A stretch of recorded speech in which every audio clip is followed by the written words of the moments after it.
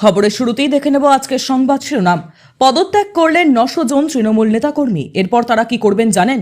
মূল অভিযুক্ত তৃণমূলের ক্যাডার বাবা নেতা দুর্গাপুর কাণ্ডে এবার সরাসরি তৃণমূল যোগ সামনে আনলেন শুভেন্দু। নিয়ন্ত্রণ হারিয়ে খাদে পড়ল বাস। মর্মান্তিক দুর্ঘটনায় দক্ষিণ 24 পরগনায় মৃত 42।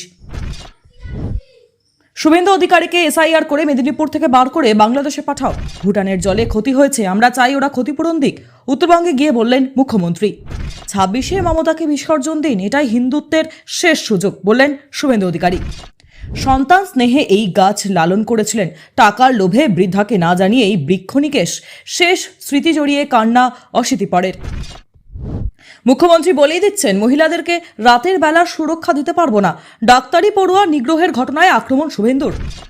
নিজেদেরকে হিন্দু পরিচয় দেবেন না, বাংলাদেশের সংখ্যালঘুদের নিয়ে কি পরামর্শ দিলেন ইউনুস? আবারও উত্তরবঙ্গ, পুলিশের সামনে বিজেপি নেতাকে মারধরের অভিযোগ টিএমসির বিরুদ্ধে। কর্ণাটকে নিষিদ্ধ হতে চলেছে আরএসএস। মুখ্যমন্ত্রীকে চিঠি খার্গের পুত্রের, কড়া প্রতিক্রিয়া বিজেপির। এক সপ্তাহে দ্বিতীয়বার উত্তরবঙ্গ সফরে মুখ্যমন্ত্রী, ক্ষতিগ্রস্তদের হাতে তুলে দিলেন ত্রাণ সামগ্রী। ইসলামাবাদের পর মুরিদকে শাহবাজের নির্মম দমন নীতিতে নিহত 13, আহত শতাধিক। এতক্ষণ শুনছিলেন সংবাদ শিরোনাম, এবার আসছি বিস্তারিত খবরে। ভিডিওটি ভালো লাগলে লাইক করুন এবং আমাদের ইউটিউব চ্যানেলটি সাবস্ক্রাইব করুন। আগামী বছর বিধানসভা ভোট, তার আগে ঝাড়গ্রামের বেলপাহাড়িতে তৃণমূলের একাধিক পদ থেকে পদত্যাগ করলেন 900 জন নেতাকর্মী। দলের ওপর এক প্রকার ক্ষোভ থেকেই পদত্যাগ করেছেন তারা। আপাতত অন্য কোনো দলে এই সকল কর্মী সমর্থকরা যাচ্ছেন না, তারা তৃণমূলেই থাকবেন আর দল থেকে সাধারণ কর্মী হিসেবে কাজ করবেন। কেন অভিমান? বেলপাহাড়ি ব্লকের যুব সভাপতি রাজীব মাহাতো সদ্য তৃণমূল কংগ্রেসের পদ থেকে সরানো হয়েছে তাকে, তবে বিষয়টা মেনে নিতে পারেননি নিচু তলার কর্মীরা। এ নিয়ে দীর্ঘদিন ধরে ক্ষোভের সঞ্চার হয় বেলপাহাড়ি ব্লক জুড়ে। তৃণমূলের নেতাকর্মীদের দাবি, বেলপাহাড়ি সন্দাপাড়া, শিলদা, ভেলাইডিয়া ও হারদা অঞ্চলের যুব সভাপতিরা এদিন তাদের পদ থেকে পদত্যাগ করলেন। তাদের অভিযোগ, রাজীব বাবু তৃণমূলের সক্রিয় কর্মী, তিনি নির্বাচনের সময় দলের জন্য অনেক কিছু করেছেন, তারপরেও তাকে সরিয়ে দেওয়া হয়েছে। দীর্ঘদিন ধরে বিষয়টি জেলা যুব সভাপতিকে জানানো হয়েছে, কিন্তু তিনি কোনোভাবে এই বিষয়টি নিয়ে কর্ণপাত করেননি। অভিযোগ, এমনকি তিনি কর্মীদের কোনো ফোনও তোলেননি। অথচ এই রাজীব মাহাতোই 2020 সাল থেকে 2025 সাল পর্যন্ত ব্লক যুব সভাপতির দায়িত্বে পার্টির জন্য নিজের চাকরিও ত্যাগ করেছিলেন। তাই তাকে চক্রান্ত করে দলীয় পদ থেকে সরানোর প্রতিবাদেই এদিন তারাও নিজেদের দলীয় পদ থেকে সরে দাঁড়িয়েছেন।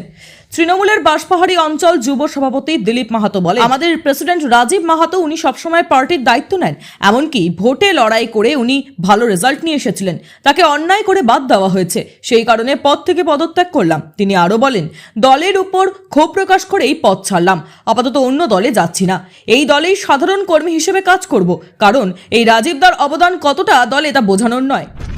দুর্গাপুর কাণ্ডে মেডিকেল রিপোর্টে ইতিমধ্যেই ধর্ষণের ইঙ্গিত মিলেছে। মেডিকেল রিপোর্টে উল্লেখ করা হয়েছে, নির্যাতিতার যৌনাঙ্গে ক্ষত রয়েছে, প্রবল রক্তপাত হয়েছে।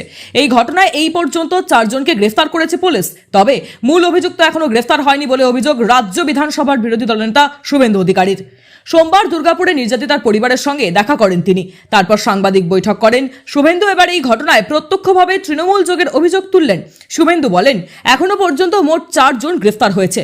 আজকে যিনি গ্রেফতার হয়েছে তিনি দুর্গাপুরের পুর নিগমের অস্থায়ী কর্মী, তৃণমূলের ক্যাডার, ওনার বাবা পার্টির পোর্টফোলিও হোল্ডার। শুভেন্দুর তাৎপর্যপূর্ণ বক্তব্য, এই ঘটনার সঙ্গে এতদিন তো অনেক তথ্য উঠে এসেছিল, আজকে নতুন একটি তথ্য এলো। এই গণধর্ষণের সঙ্গে সরাসরি তৃণমূল কংগ্রেসের পদাধিকারী জড়িত। শাসক যেখানে শোষক, সেখানে আইনের শাসন ও বিচার পাওয়ার কোনো জায়গা নেই। তবে শুভেন্দু এও বলেছেন, পুলিশ গ্রেফতার করেছে, সঠিক সময় চার্জশিট দেবে।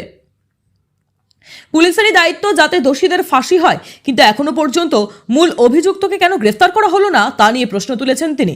তার বক্তব্য, আমি কালকে আমাদের সামাজিক মাধ্যমে 3 জনের নাম ও পরিচয় দিয়েছিলাম, কিন্তু একজন এখনো অধরা। নিয়ন্ত্রণ হারিয়ে খাদে পড়ল যাত্রী বোঝাই বাস। দুর্ঘটনার জেরে অন্তত 42 জনের মৃত্যু হয়েছে দক্ষিণ আফ্রিকার উত্তর পাহাড়ি অঞ্চলে। জানা গিয়েছে, বাসটি জিম্বাবুয়ে থেকে যাত্রী বোঝাই করে দেশে ফিরছিল। সেই সময় রাজধানী প্রোটিয়া থেকে প্রায় 400 কিলোমিটার দূরে ঘটে এই দুর্ঘটনা। দক্ষিণ আফ্রিকার রোড ট্রাফিক ম্যানেজমেন্ট কর্পোরেশনের মুখপাত্র সাইমন জোয়ান বলেন, বিপজ্জনক পাহাড়ি রাস্তা ধরে যাওয়ার সময় কোনোভাবে নিয়ন্ত্রণ হারায় বাসটি, উপর থেকে সোজা নিচে একটি বাঁধের উপর এসে পড়ে সেটি। দুর্ঘটনার একটি ছবি সামনে এসেছে, সেখানে দেখা যাচ্ছে নীল রঙের একটি বাস কার্যত দুমড়ে মুচড়ে উল্টে রয়েছে। দুর্ঘটনার খবর পেয়ে সঙ্গে সঙ্গে ঘটনাস্থলে আসে পুলিশ, শুরু হয় উদ্ধার কার্য। স্থানীয় সংবাদ মাধ্যম সূত্রে খবর, এই দুর্ঘটনায় অন্তত 42 জনের মৃত্যু হয়েছে। আহতের সংখ্যা এখনো পর্যন্ত স্পষ্ট নয়।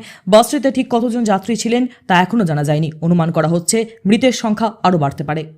তোমার বাবার জন্ম সার্টিফিকেট আগে দেখাও, না দেখাতে পারলে বাংলাদেশে যাও। বিজেপির জন্ম 78-এর পরে, তাই এসআইআর করে তাড়াতে হলে আগে বিজেপিকে এবং শুভেন্দুকে তাড়াতে হবে। শুভেন্দু অধিকারীকে এসআইআর করে মেদিনীপুর থেকে বার করে বাংলাদেশে পাঠানোর ডাক দিলেন তৃণমূল কংগ্রেস মুখপাত্র সুদীপ রাহা। বিজয়া সম্মেলনের মঞ্চ থেকে শুভেন্দু অধিকারীকে বেনজির আক্রমণ সুদীপ রাহার।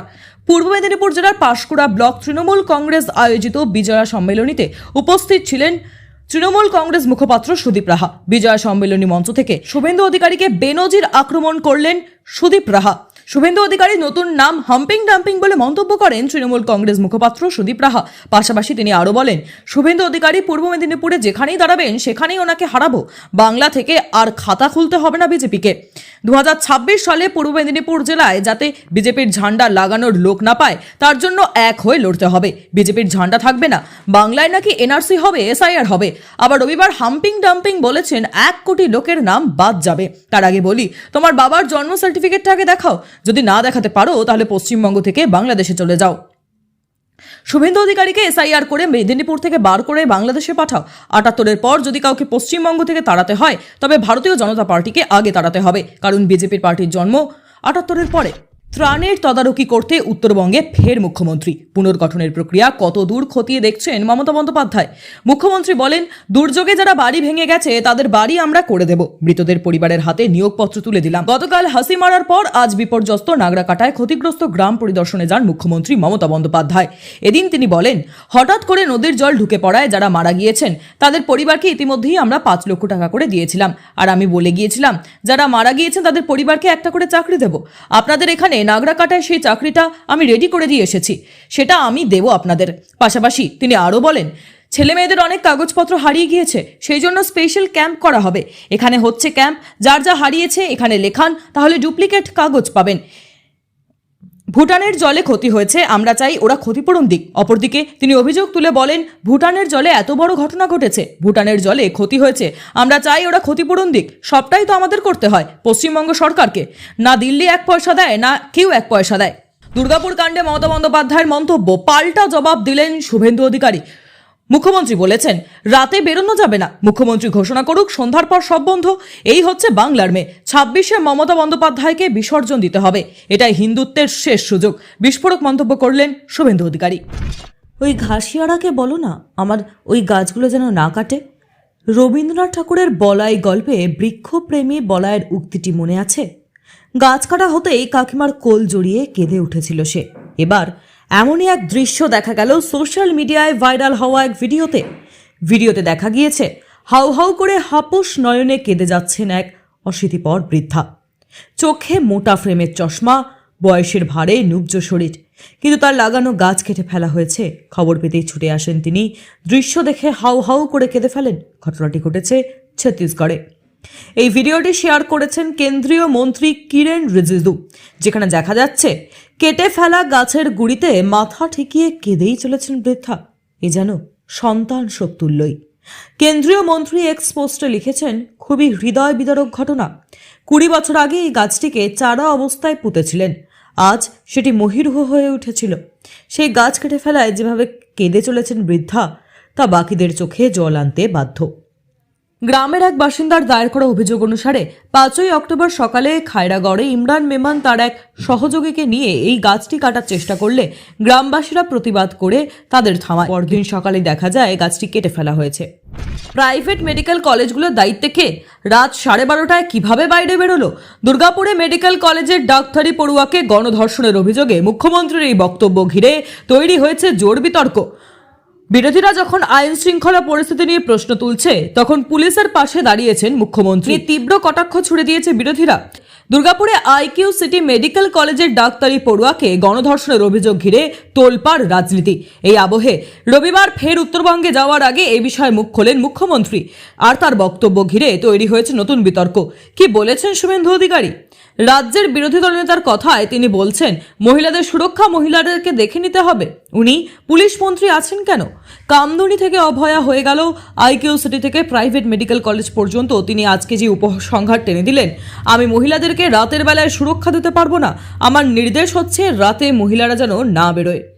আমার বক্তব্য, বিরোধী দলনেতা সূর্যাস্তের পর দোকান, অফিস, আদালত সব বন্ধ করে দিন, লকডাউনের মতো, তাহলে মহিলারা বাড়িতেই থাকবে। বাংলাদেশে অত্যাচারিত হিন্দুরা মানতে নারাজ বাংলাদেশের অন্তর্বর্তী সরকারের প্রধান মোহাম্মদ ইউনূস, বরং তিনি ভারতকেই দুষলেন। বললেন ভারতের অন্যতম বিশেষত্ব হলো ভুয়ো খবর। অন্যদিকে বাংলাদেশের হিন্দু সম্প্রদায়কেও বিশেষ বার্তা দেন ইউনূস।